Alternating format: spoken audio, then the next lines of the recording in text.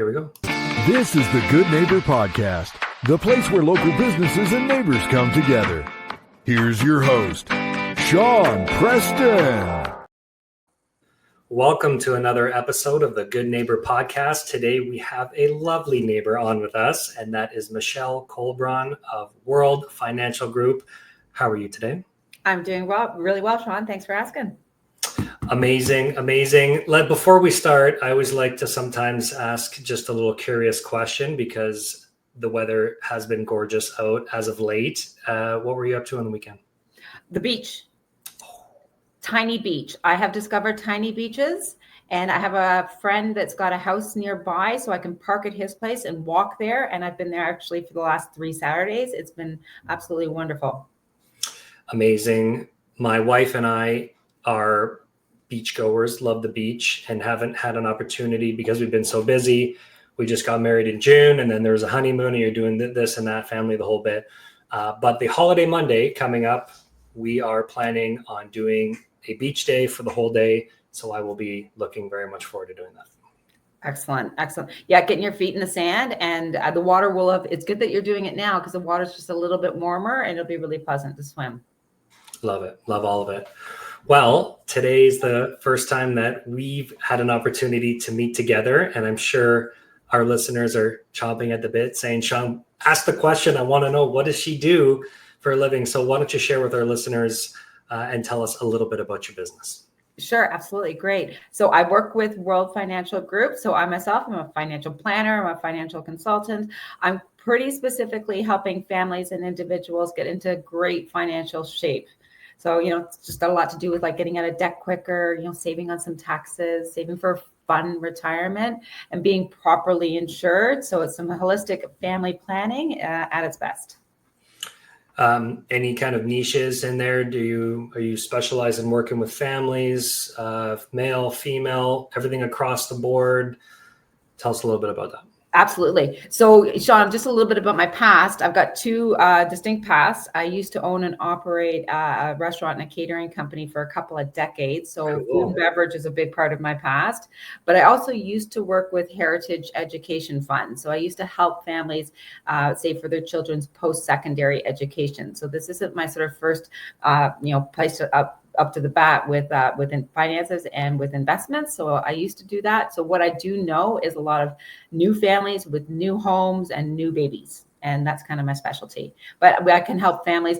My company's motto is no family left behind. And I'm so excited to be part of that crusade. Amazing. So, okay, I always like to put myself in the shoes. So we're going to use me as an example.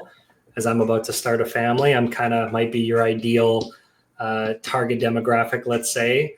So we have a conversation. I get to know a little bit about your business. Maybe I listen to this podcast, get to know you a little bit. And I'm like, you know what? I want to inquire. So when we first have an opportunity to meet, what is that experience like when you're going to kind of take me through the journey, make sure I'm the right fit? What would be some questions, or like I'm trying to educate our audience here, and so they can get a really solid understanding of what it's like to work with you, or maybe some thought joggers in the back of my mind that I should be thinking of, or maybe I haven't been thinking of, that this could really benefit my life in a big way. For sure. Good question, Sean. So initially what we would do is I fully want to introduce you to the company, because like Aegon is our parent company. They're a massive company out of the Netherlands. Like they've been in business for over 150 years. And it's with their backing that we're being so successful. So like when I got started with the company, I wanted to know that they are a huge company that have been around for a long time. So we kind of just go through getting to know the company that I work with. And then I love the approach of very holistically. What I do is I get to know a family's goals and dreams. So I've got basically a checklist of things that are important to most people. And we kind of go through that so that I know what's specifically important to you and your wife. So maybe it's buying a house in the near future. Maybe it's you've got a couple of children and you want to start a RESP and saving for their education. It might be, retiring earlier than 65, maybe 55. And if retiring at 55 is important to you, I need to know that. And that way I can design things around that. So implementing strategies from budgeting, how much are you spending now? Where can we cut? What can you save? All the way from the investment side, as well too? You do all that, take care of all that stuff? Absolutely. So what we're going to do, Sean, is have a look at your cash flow, because out of your cash flow becomes your expenses, your debt, and sometimes some savings kind of thing. So we see how we can free up cash, and then we want to put it to more specific things like saving for your retirement and or having proper life insurance, so for the unexpected. It is such an important thing that I feel like more people could take advantage of. I will definitely be one of that. I'm in the process of doing that right now, because money's not a thing. When I was younger, before I hit like rock bottom, I was doing very, very well in the automotive industry. COVID hit, I hit the ground, and then had to build myself back up. But for a while there, single guy, late 20s, early 30s, you're making really good money, and you don't have to worry about saving too much, or you're not thinking about saving too much. Then life happens, something happens, and you can put yourself in a real predicament. But it's also that behavior. You kind of like condition yourself to spend a certain way, or you like living a certain lifestyle, and it's not until you reach out to a professional. I mean, I highly recommend it. I'm doing it right now to guide you, especially like I'm not good with it. I just like making money and spending money. So I need somebody to tell me like, here's your play money, Sean. The rest, it's all going into these areas, and then you can have what you want down the line. Excellent. Because you don't know what you don't know, and then all of a sudden you know it, and that's what's going to be really beneficial, because it's a lovely power of compounding interest, and it can really be your friend. It's have you heard the rule of 72? No. Okay, so whatever rate of return you can get on your investment is, and you divide that into 72. So let's just say, for example, 8%. And that goes into 72 7 times. So it's going to take if you can get an 8% return, every 7 years, your investment will double. And so if you get started early, like let's just say in your 30s, then you're going to have perhaps 5 doubles before you actually retire. So you can start out with 10 grand, you're going to take it to 20. The 20 is going to go to 40. The 40 is going to go to 80. Then we're at 160. Then it goes to 320. Then we're going up around $1 million. And if you can double it again, you'll have 2 million. So it's incredible what a small amount of money when you're younger can turn into when you're looking to retire. 100%. Okay, so you mentioned it a little bit, but I wanted to dive a little bit deeper. I'm a foodie. So is my wife. She's a phenomenal cook. I'm a good cook, but she's just next level. So tell us a little bit about your journey before doing what you're doing today. So my ex-husband is a Red Seal chef. Wow. So that was incredibly amazing. We were together for almost 20 years, and I don't think I cooked even once in the 20 years. And I can say that for sure, because when we did actually separate, the next day I figured out I don't know how to cook anything, because either he would do the cooking, or I would eat out of a restaurant kind of thing. So, but I did find out, which luckily enough, that he did rub off on me. I'm actually an excellent cook, but it's taken me a while to figure that out. Well, hey, you had 20 years to observe, right? Yes, exactly. So I used to say that he could cook just as exquisitely for 2 people as he could 200, because that's where we really took off and we were really well known for. And it was in Kingston, Ontario, for catering.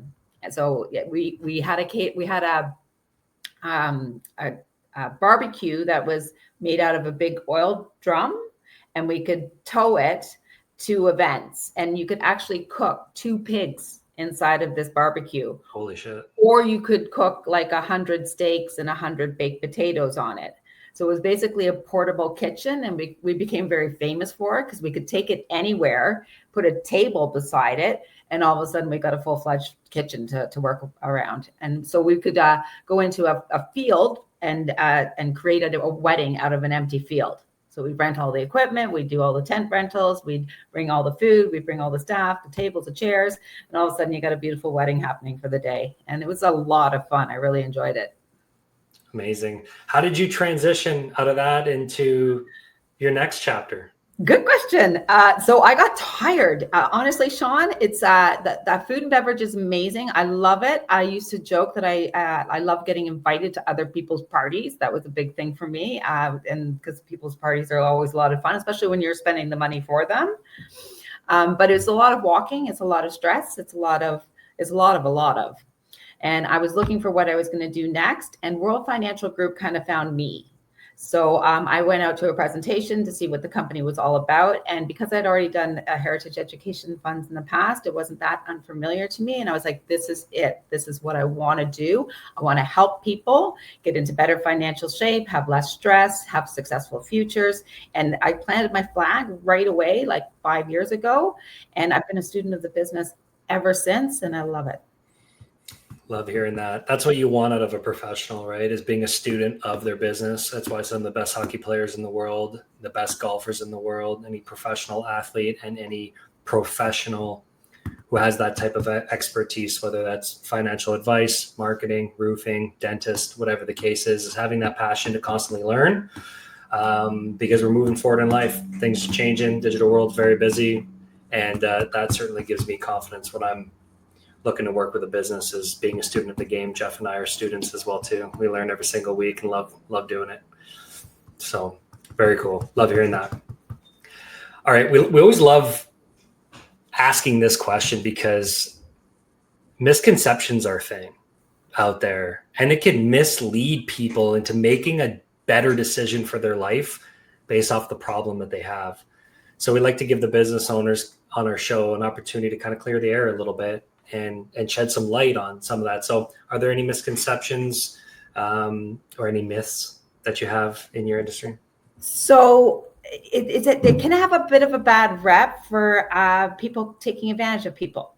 And that is not our style at all at World Financial Group. We only do what's right for people. So that's why we really do take that holistic approach at the beginning to find out what families, what they want, what they need, and what's important to them.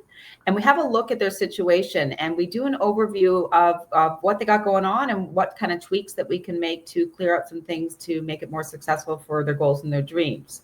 So it's not a get rich quick career at all. There's longevity in the relationship with you have with your clients, as well as in my own career. I'm going to be doing this for approximately the next 15 years. So that it's that ongoing relationship that I want to have with my clients, that I'm doing the right thing, and we're doing reviews at the end of every year so that we know that we're on the right track, that they're happy with what they got going on, that they know exactly what it is that they've got going on. It's incredible how many clients that I run into that don't even really know what they have for life insurance. They're like, I pay for it, I'm not sure what it is. And I'm like, so when I get people started with things, I make sure that they know why they have it, for how long they have it, for the reason that they have it, and that they're happy with it. And that's how we retain clients, and not just sort of do things by the seat of our pants. Well said. Yeah, there's that deferred gratification and instant gratification, right? A lot of human beings are conditioned in our day and age that, I want my pizza, I want it yesterday, I can order from Amazon and get it tomorrow, sometimes same day. And we just move. Speed is the motivator for people. But some of the best things that happen in life is that deferred gratification, in having some patience and waiting and letting good things happen over time. We live in that world as well in our business. So Got it. Totally understand that. Let's get to know the human a little bit. Everybody who's a business owner comes on the show. You can really always get the vibe that they're just so passionate about what they do. And it's always a breath of fresh air to hear that. And when you're passionate, you tend to work a little bit more than you play, but there needs to be that harmony between work and play. It's not always about just working. In my opinion, that's not the life I want to live. I like to work, but I also want to have life outside of work, and based on my goals, and everyone's got their goals as well too. So when you're not working on the business or in the business, what does Michelle like to do for fun? Well, this is something that's recent for me, and I'm incredibly passionate about it. And when I say recent, I started this about 5 years ago. It's my wellness journey. So I've figured out how to do weight training, I've turned walking into a habit, and I absolutely love walking. It's just time to be outside in the fresh air with the trees, with the birds. It's really lovely, especially when you're in a busy business and got all kinds of things on your mind, to be able to clear your mind and do that. And I love church. Church is my jam. So I'm relatively new to Barrie. I just moved here in February, and I've been part of the Emmanuel Church, and I've grown a great group of friends there. And I'm actually going to the beach this afternoon to sit with a couple of girls and just stare at the water and do the friendship thing. So this treating myself well is a little bit new to myself, and it seems to be a really worthwhile journey, and I'm enjoying it. Very cool. Share with me. I want to get more into walking. So you went on this, I know it takes, 21 days to build a habit, all of this stuff. Like, what advice could you give to me about how I can incorporate this, because you want to make, like, we have winter, obviously. And then there's, are you a morning person? Are you not? When's the best time to take it? So maybe not at that specific, I'd have to figure out based on my schedule when it's the best for me to go for a walks. But what advice could you give me on allowing myself to implement something like that in my life? Because I think I would like that. For sure. So for me now, Sean, it is an absolute habit. It would take me longer to talk myself out of it than just to go. But what I did hear from facts is that after you eat, if you can go for just a 10-minute walk, that's going to get all the, it's going to help you digest better. It's going to make juices flow that knows that, it's time to digest. So just a 10-minute walk after you finish eating a meal is going to be incredibly beneficial for yourself. So that's what I do. It's my motivation. So I eat 3 times a day, and then I go for a walk 3 times a day. And it can be as little as 10 minutes if I don't have a lot of time, but usually once I get out there, and sometimes I'll throw on a podcast, or sometimes I'll just walk in silence. But once I get going, I usually end up doing 30 or 40 minutes just because I'm like, oh, I'm going to find the time. But that's where the habit it just kind of kicks in. So as soon as I finish an enjoyable meal, I put on my running shoes and I go. And now I can't help it. It's innate. I understand definitely the benefits of walking after you eat. Oh God, especially if you're diabetic, lowering the blood sugar level, like, massive thing. And then, like, the other things you said about the digestive component to it, getting things to start firing on all cylinders. There's a lot of pros, a lot of health pros that come along with that. So I think, starting after supper. Yes. Going for a 10, 15-minute walk, maybe longer if we feel like it. Do that every day for supper. Yeah. And then maybe increase the frequency. Depends on the work schedule. But Absolutely. Okay, well, I like it. Or even, Sean, if it does better for you, is in the morning, because that morning sunlight on your face really kind of kickstarts your circadian rhythm and gets you really motivated to start the day. So if you can get some sunshine on your face and maybe a 10-minute walk first thing in the morning, it's incredibly beneficial as well. Love that. I love how you're starting me off at the 10-minute mark. So I'm like, I can do that. Yes. I can do that. Yeah. That's where I started out. All right, let's switch gears here. Maybe something a little bit more on a serious tone. So in life, we walk our path, right? And we make decisions, we make choices. That path changes depending on the decisions we make. And eventually we just get on a path where life will decide to throw something at us. It could be a challenge, it could be an obstacle. Sometimes they're tragedies.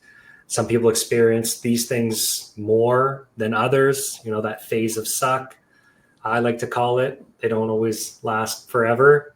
The majority of them, nothing lasts forever.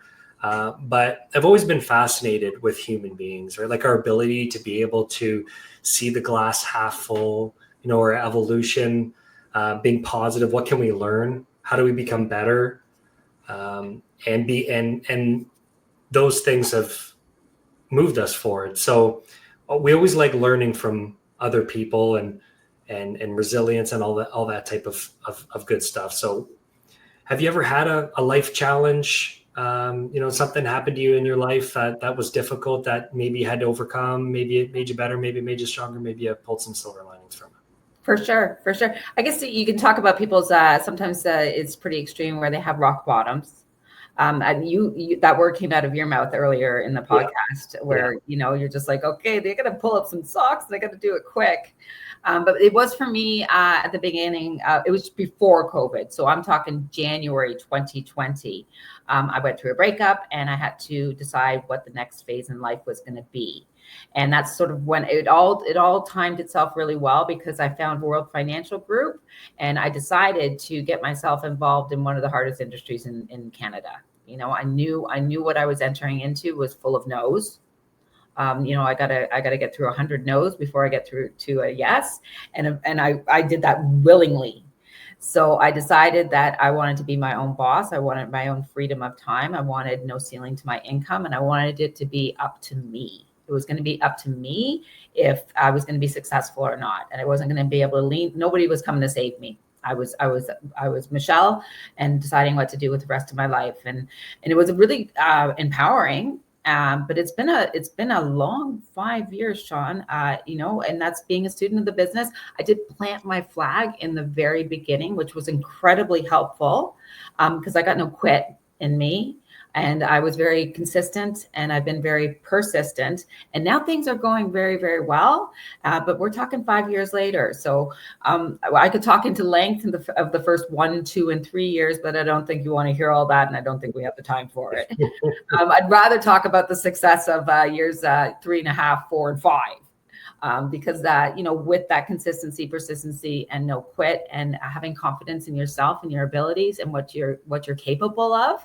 It took me 2.5 years to figure out what I was capable of, because we undermined ourselves, and sometimes we don't give ourselves enough credit and be proud enough of ourselves. We got to be our own biggest cheerleader to be successful. And that takes training and time and confidence and mentoring and time and more time. But so it's amazing with wherever you're coming from. If you know where you're going, you'll more than likely get there. I am a big fan of women empowerment, and I'm also a big fan of equality across the board. And that's been a movement for a very long time. I have 2 younger sisters. I'm very soft on the inside. And I've got obviously a great mother, a great father as well too. But I think I've grown up in the right way to kind of, understand what's right and what's wrong. And the world's slowly starting to become a better place. But now that we have this platform, and any opportunities I can, I'm not going to shy away from doing it. So I wanted to just give you the platform for just a minute. If there is a woman who's listening to the show, or a young lady that might be listening to the show right now that is maybe considering doing something like you've done, taking that risk, working for themselves, or just a risk in general. Maybe it's something, an improvement thing that they haven't thought about. But I just wanted to give you the floor if maybe you wanted to share, because I think you're a great example of deciding to take something for yourself, putting in the sweat equity, taking the risk, and learning from that. You're not the same person you were before. I'm sure you could probably speak to that a little bit. Absolutely.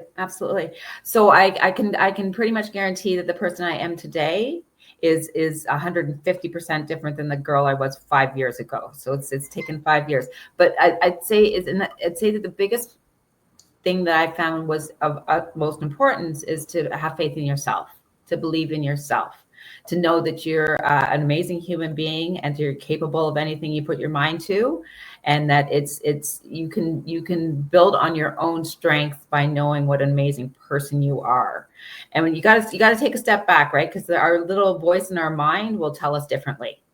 But you got to challenge that voice in your mind. Your voice in your mind is saying, oh, you probably won't be any good at that. But then come up with reasons that that's a little bit of BS. You can say, of course I'd be good at this. I'm good with people. I'm good with controlling my own time. I'm good with, getting things done.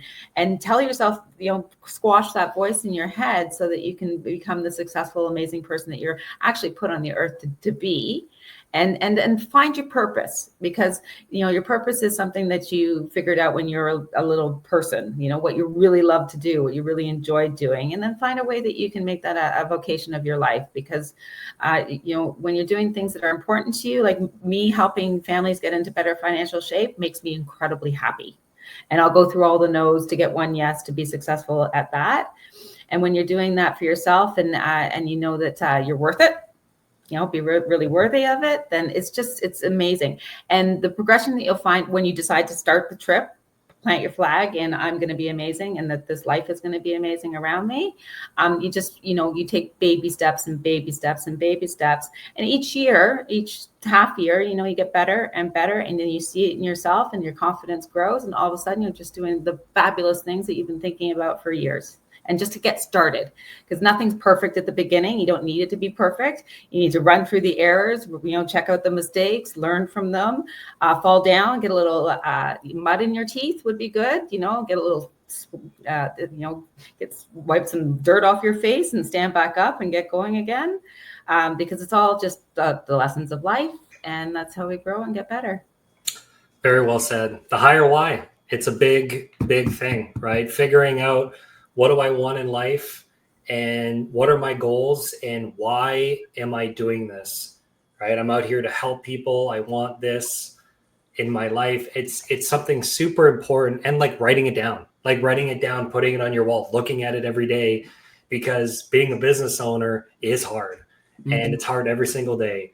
And so, yeah, there will be times where you want to throw in the towel, and just remembering that higher why, I think very eloquently said.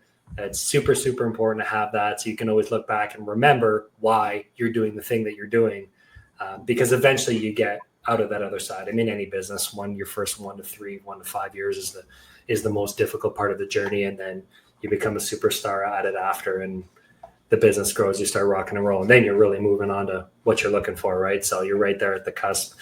I can already tell. So very, very well said. I'm happy we got an opportunity to do that. Thank you. Me too. Okay. So if we had to pick one thing, right? We can't cheat. We have to pick one thing. But one thing that you wish our listeners knew about your business, what would that one thing be, Michelle?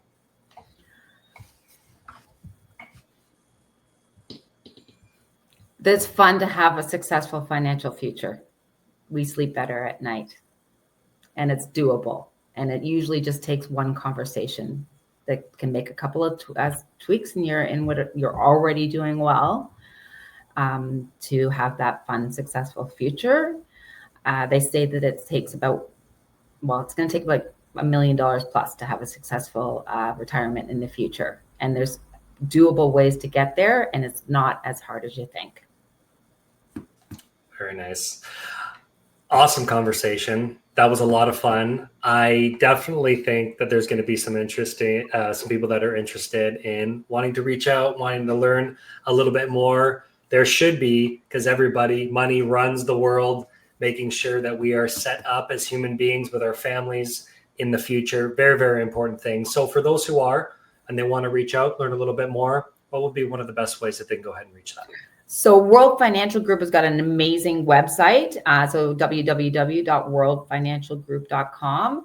And then my direct number, I'm always happy to return a text or a phone call, is 613-406-9906. And I'm happy to chat with no family left behind. So it's broad, the people that I speak with. Love the mic drop at the end. Very cool. Awesome conversation, Michelle. Thank you very much for coming on the show, and wishing you all the best out there. Oh, amazing, Sean. Thank you so much. It's been an absolute pleasure to be here. It's been a lot of fun. You're welcome. Cool. Thank you for listening to the Good Neighbor Podcast. To nominate your favorite local businesses to be featured on the show, go to gnpwithjeffandsean.com. That's gnpwithjeffandsean.com. Or call 705-413-3775.